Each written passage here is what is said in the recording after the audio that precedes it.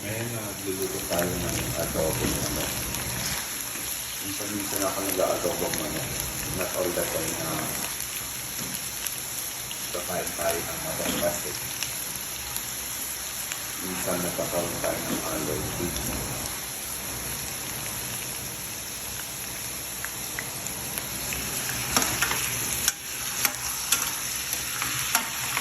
Nalinis ako muna sa bawang sibuyas.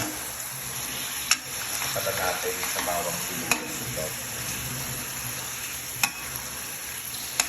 Dito ito kina-cover para hindi siya mag-tubig. Kasi parang may steaming ka pag naka-cover. Para may labas na talaga yung mantika niya.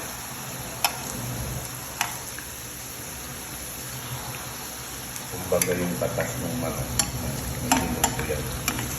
Every time pala na nag-adobo or nagluluto ako ng manok hindi frozen, lahat to bago I mean fresh. Ewan ko pa kasi dati yung pag bumibili ako ng frozen nangangati ako So habang hinigisa ko yun, takasan natin yung apoy. Nagluluto naman ako nito, pinintake ako po. Iprito natin yung kong, patatas. Kasi ihahalo ko na lang ito pag luto na Mas masarap. Hindi siya magiging wasak-wasak.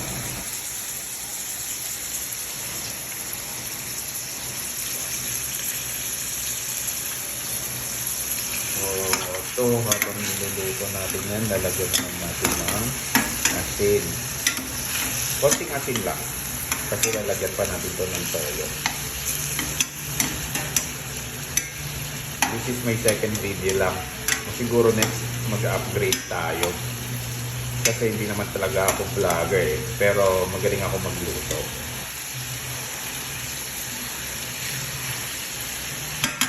So, nilalagyan ko lang yan konti-konti na mga seasonings. Konting asin lang, fish.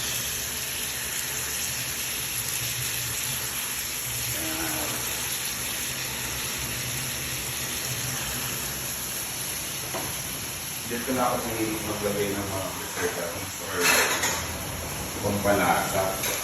The usual. Usual lang na sangkap. Gusto ko pa din talaga yung natural way ng pampalasa. Hindi yung may mga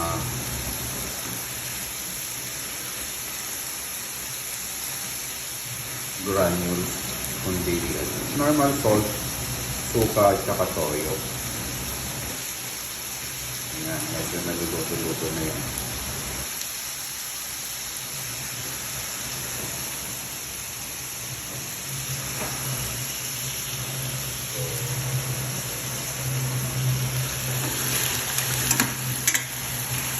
Tingnan nyo, hindi tayo magsasabaw. Parang matutunaw na mismo or maano niya yung kapas na sa mixed food sa manok.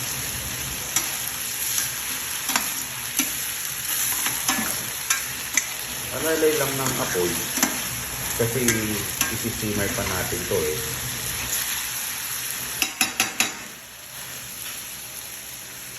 And then ito naman, yan, hahangunin ko na to.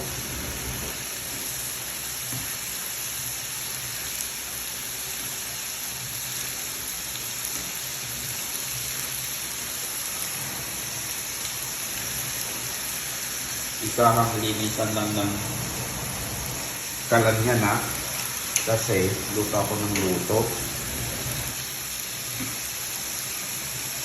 So pagkatapos kong kumain, doon ko lilinisan itong kalan kaya baka maraming mag-react sa inyo na ang dugyot, no? Pero ako guys, sinisiguro ko na every time na magluluto ako, inuuna ko talaga yung malilinis para hawakan, para hindi makontaminate. Every time na nagluluto ako, prepare ng food, dapat naka-gloves ako or else parang hindi kumpleto or parang nadudumihan ako. So this is also one of the reasons kung bakit hindi ako pala order ng pagkain sa labas. Dahil hindi ko pa alam kung paano nag-prepare. Okay lang na magluto-luto ako. Ayan. Diba? Nahirapan tayo maglagay ng mga patatas. So ito, set aside na natin yan. Ayan. Ayan. So, tingnan niyo. Parang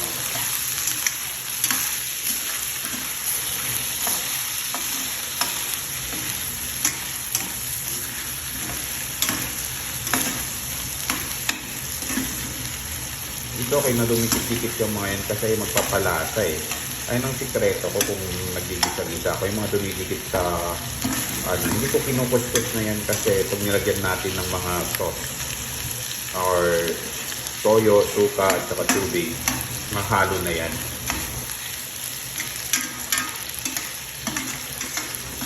Burnt taste.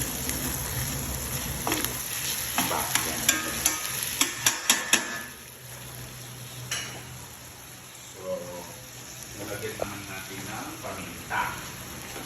Walang arte-arte yung buto na ito. Hindi ako kagaya. Di ba yan?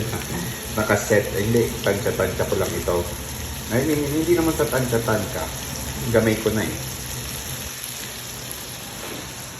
So, nalagyan na natin ng paminta.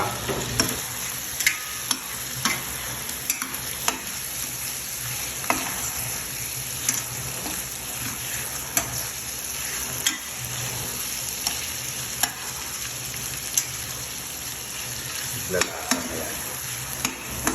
Siguraduhin lang natin na parang may labas talaga ng manok yung katas niya. Kung ano mang mga hormones na nandiyan. Is maluto man lang yun, hindi umago sa sabaw. Yan.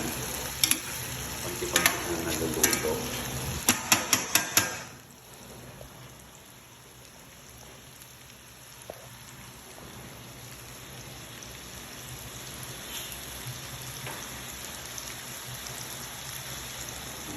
Luto na yung aking kanin. Yan, nagluto na siya. Hindi pala ako nag-jasmine rice. Nagkaka-pimples ako sa jasmine rice eh. So, hindi nagamit kong rice basmati from India. Low calories yun, basmati. Compared sa jasmine. Saka matakaw sa tubig yan. Tuturuan mo kayo kung paano magluto ng basmati rice. Filipino style pa din naman. Kasi pag mga Indian magluluto niyan, iba ang way nila. So ngayon, ilalagay na natin dito toyo.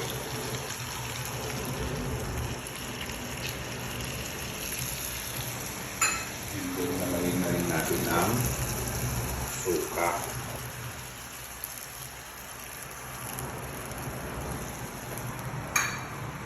Tapos pag kumulo na yan, lalagyan naman natin ng konting tubig lang. And then simmer na natin. Yan, halo-halo yan.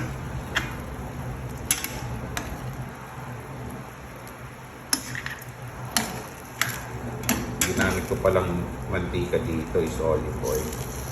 Hindi man lang, bumabawasan man lang ang cholesterol sa katawan natin. Or kung hindi man, magiging steady.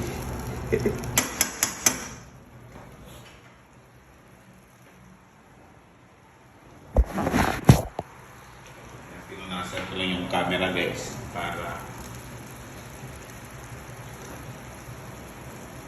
hindi maging malabo.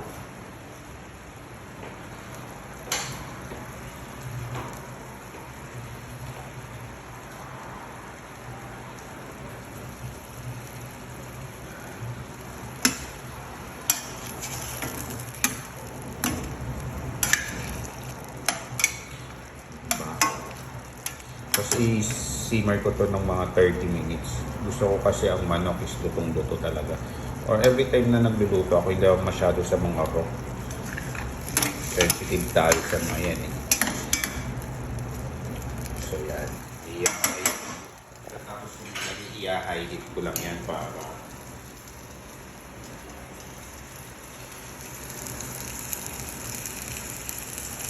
saka ko lalagyan ng konti.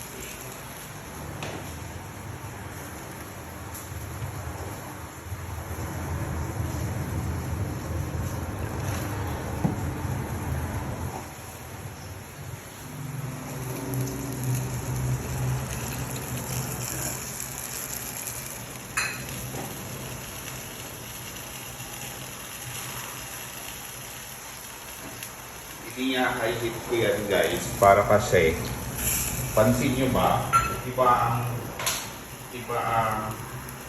sabaw niya pag hinahit nyo hanggang dulo parang malabo yung ano niya sabaw, hindi yung parang color, hindi talaga kulay ng toyo, parang magiging ganito lang ang kulay niya pag naka-high-heat.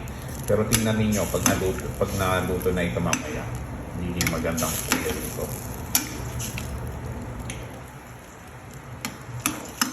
Ayan, di ba sabi ko nga sa'yo, hindi ko nakakaskasin yung mga dumikit dyan kasi kusa na yan matutunaw mamaya.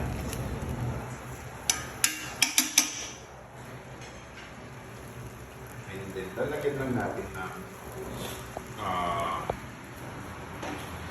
lagyan lang natin ng konting sugar. Konti lang. Oops.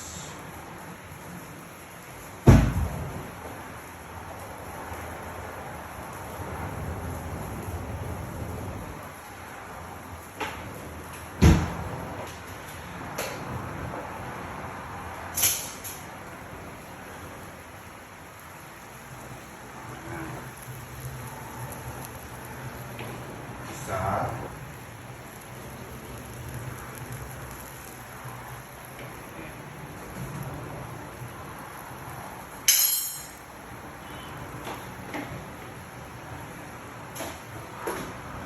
Lalagyan pa natin ng konting-konti lang ng salt. Iba kasi ang lasa ng salt sa lasa ng ito, pink salt. Toyo, kung lasang toyo lang. Yung salt is pampalasa pa yun. O yan, iba, tumulo na yan. Nakakaigit kasi yan.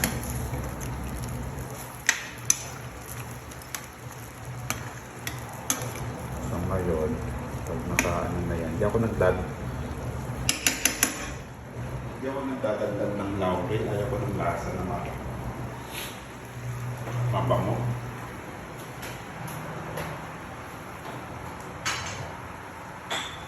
Gusto ko pa rin yung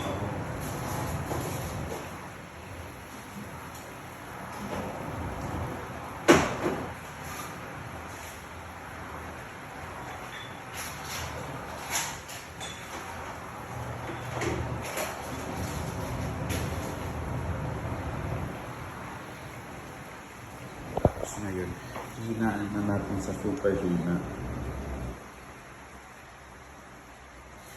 Kasi iluto natin yan ng 30 minutes. Papaboyin natin yan. Ayan.